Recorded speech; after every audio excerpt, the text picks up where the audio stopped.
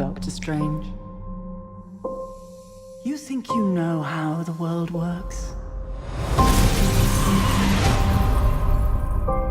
What if I told you the reality you know is one of many?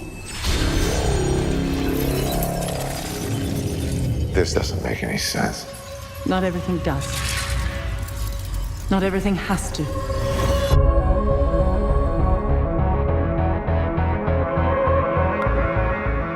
Through the mystic arts, we harness energy and shape reality. We travel great distances in an instant. How do I get from here to there? How did you become a doctor? Study and practice, years of it.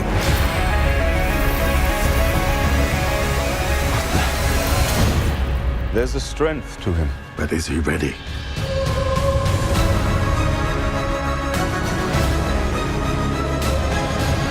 Be careful which path you travel down, Strange. Stronger men than you have lost their way. I am death. And pain. You'll die protecting this world. I can't do this. There is no other way.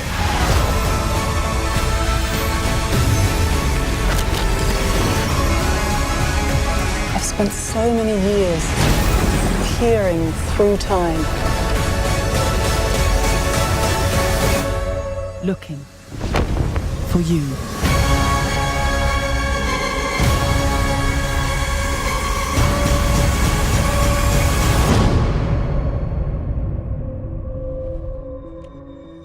What's this, my mantra? It's the Wi-Fi password. We're not savages.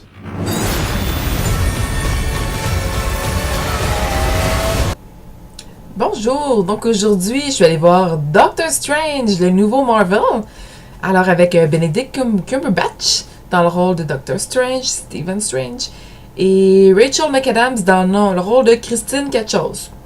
Alors, bien, nouvelle entrée dans l'univers de Marvel, donc comme on disait, qui va bien sûr avoir un lien avec tous les autres. Portez attention à qu'est-ce que quelqu'un va dire dans le film à ce sujet, justement. En fait, je vais vous le dire au cas où vous ne le remarquez pas. Il parle d'un des Infinity Stones ou Infinity Gem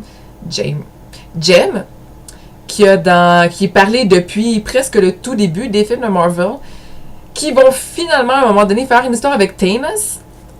Thanos, c'est le gars que vous voyez juste toujours assis sur sa chaise dans l'espace, là, qui avait donné le sceptre à Loki. Et c'est ça.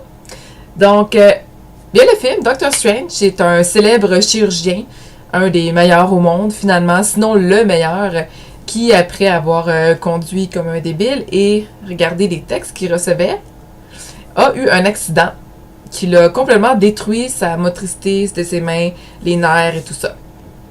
Donc, après avoir essayé beaucoup de médecine ici, dans l'ouest, là, finalement, bref, il décide d'aller vers l'est suite à une rencontre qu'il a faite et un gars qui a parlé d'une méthode quelconque, il en dit pas plus, mais que Stephen Strange devra aller découvrir.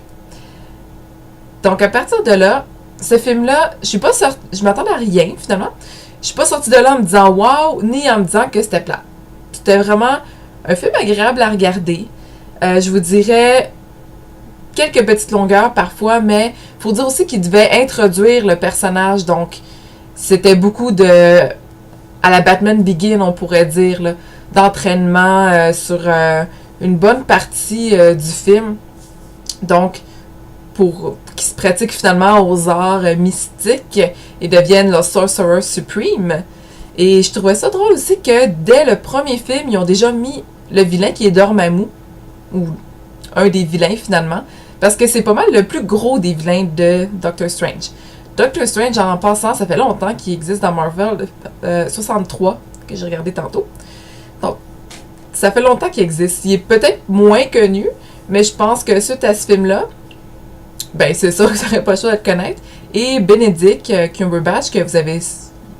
qui est en fait que vous avez vu peut-être dans la série que j'adore, Sherlock, la série britannique.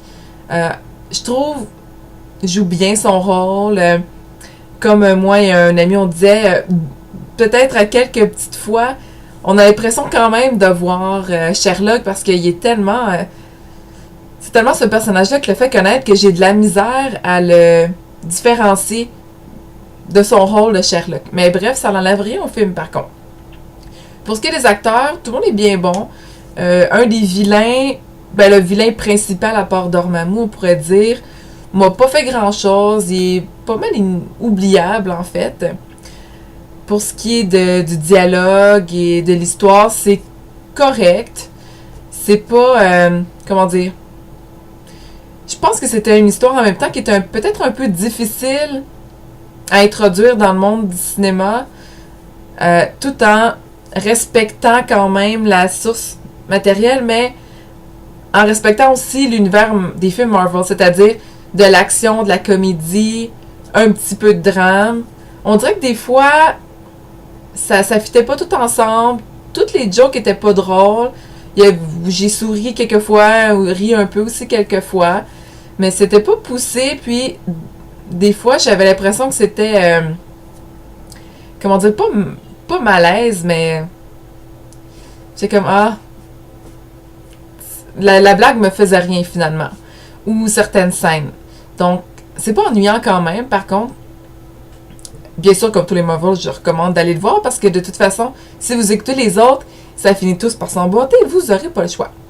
Ce qui fait le plus intéressant de ce film-là, en fait, c'est bien sûr le visuel.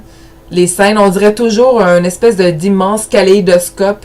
La plupart des scènes, oui, vous allez pouvoir comparer avec Inception, mais si Inception vous avait impressionné pour les effets spéciaux faits au CGI, des villes qui se referment et tout ça, celui-là, top, carrément, dépasse Inception, intense. Je pense qu'il a fallu beaucoup qui travaillent sur la chorégraphie des acteurs pour les mouvements qu'ils devaient faire eux-mêmes en imaginant seulement qu'est-ce qu'ils allaient rajouter après ça à l'ordinateur.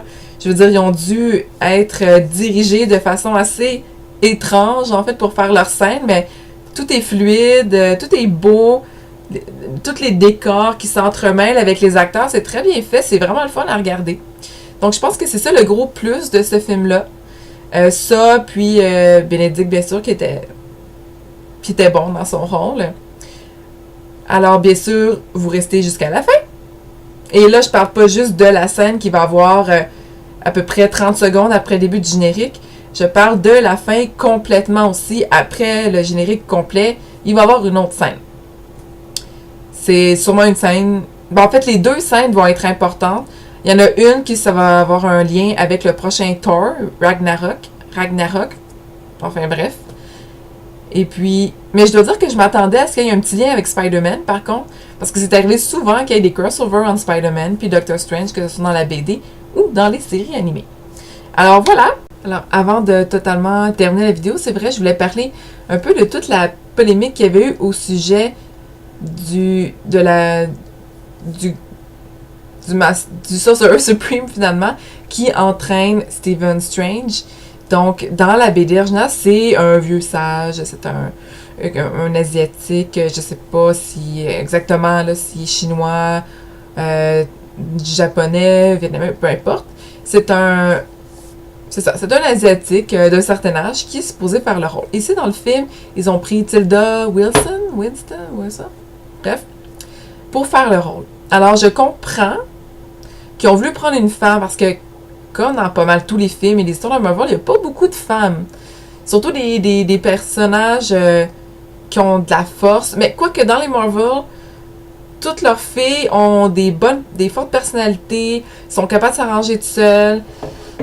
Mais bref, alors je comprends qu'ils ont voulu mettre une fille dans ce rôle pour qu'il y ait justement plus de rôles féminins dans le film. Tilda Winston fait bien son travail. Je trouve qu'elle fit bien dans le rôle. Je fais ça là, parce qu'elle n'a pas de cheveux. Mais c'est une très bonne actrice, en fait. Donc oui, ça fonctionne bien. Sauf qu'en même temps, ils auraient pu prendre une femme, mais de nationalité asiatique. Donc ça avait fait, écoutez, quasiment un gros scandale parce qu'il y avait ça a beaucoup parlé dans Hollywood là, du whitewashing, comme ils appellent, que c'est presque juste des blancs tout le temps dans le monde du cinéma, blablabla. Donc, je pense qu'ici, je comprends ce qu'ils ont voulu faire. Ça me dérange pas que ce soit une femme. Pas du tout. Mais ils auraient dû peut-être prendre donc quelqu'un dont la nationalité était la même ou elle rejoindre celle du personnage original. Voilà!